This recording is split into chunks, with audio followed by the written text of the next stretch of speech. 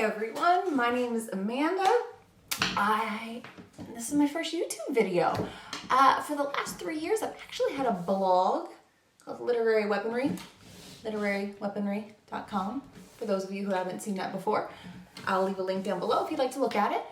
But I've seen so many of my friends from the blogging community come over here to BookTube. And I put serious thought into it. Before actually my wrap up for the year for 2018, I put in my wrap up, I'm going to start a BookTube, guys. Go ahead, go look at it. La, la, la. I never did it. So that was a thing. But now it's October, spooky season. Look at the spookies. Anyway, and I decided to go ahead and just take the plunge. I've been wanting to do it. Why not do it if you want to? It's not like it's a big move or something across the country. I mean, it's sitting here talking to people about something I love, which is books. I hope you love them too, since you're here. But you'll find here that I'll be mainly talking about YA and adult fantasy and sci-fi. When the mood strikes, maybe some horror. It is spooky season, of course, so a little horror wouldn't go amiss. But other than introducing myself, I wanted to start my first video off with part of the reason why I started doing this. Every now and then, you run across a book, you read it, you get to the end, you go to write your review, no idea what to say. You're typing along. It's mostly just gibberish, right? But I thought maybe the book that I was trying to type gibberish about, I'll try and talk to you about it instead. Let me grab it here. We have, it's focusing on my pig. It's a piggy bank back there, dressed as a witch. It's really cute. But here we have Capturing the Devil by Kerri Maniscalco. I actually have the whole series. I've got them all sitting over there. And you know what?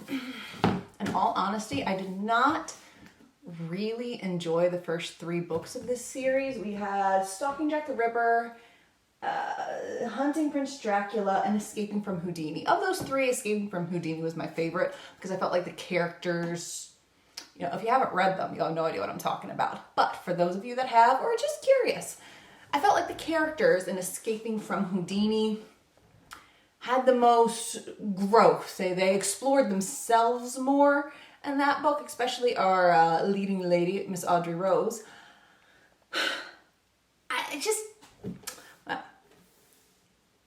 She's not a very good character. I'm sorry. I know a lot of you love her. I don't think I've given any of the books in the series more than a 3, and I thought a 3 was being relatively generous. They're just not my favorite. They're not my favorite.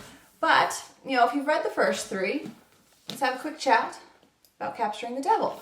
Even though I didn't enjoy the first 3 all that much, they were okay. I still bought this one because it is based around H.H. Holmes. If you don't know who he is, he was a serial killer, a rather brilliant one, that was active during the World's Fair in Chicago in the late 1800s. He had a hotel that he turned into a murder house. And a quite famous book that was based off of him is called Devil in the White City, because the World's Fair was called the White City. I believe it was. Maybe it was the whole town of Chicago, city of Chicago. Either one. Take your pick. But I loved the lore, or that story, and it's really horrific. It's horrific. I was anxious to see what Kerri Maniscalco did with that H.H. Holmes story.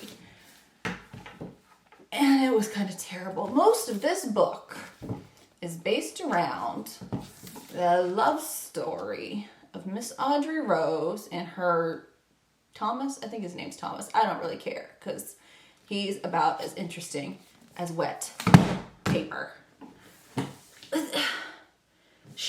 Maniscalco had this whole H.H. Holmes thing to work around. This whole horror house, all these murders that there's a lot of information about.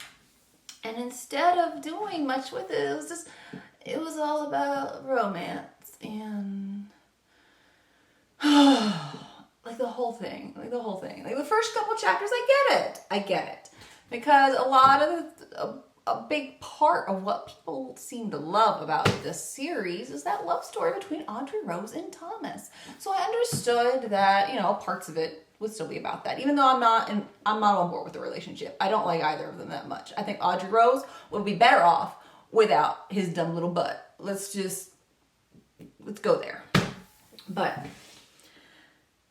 and then it's the whole thing was about their love and won't they be able to get married? And maybe 3 chapters toward the end actually ended up being about the murders, the horror, the whole point I felt of this book is them solving this murder and getting their happily ever after. Whatever, who cares about that part?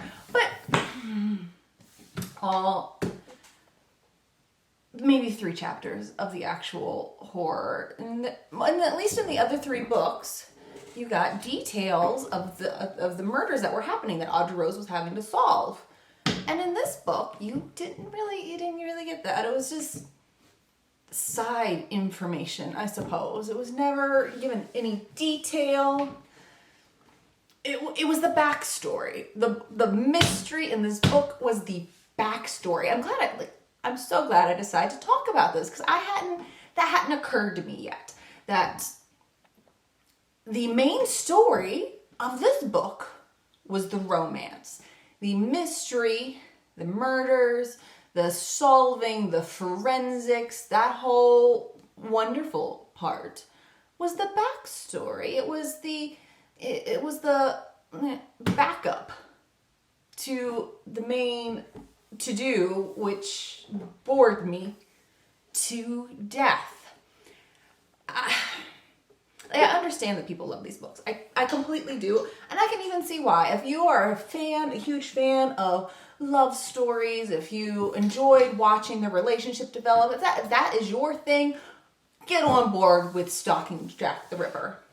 If you were hoping for a little bit more of forensics, if you were hoping for more of the mystery, if you wanted more of the horror and the suspense and that aspect of it, I would go to a different series. Will I try and read books by Kerri Maniscalco in the future? Probably.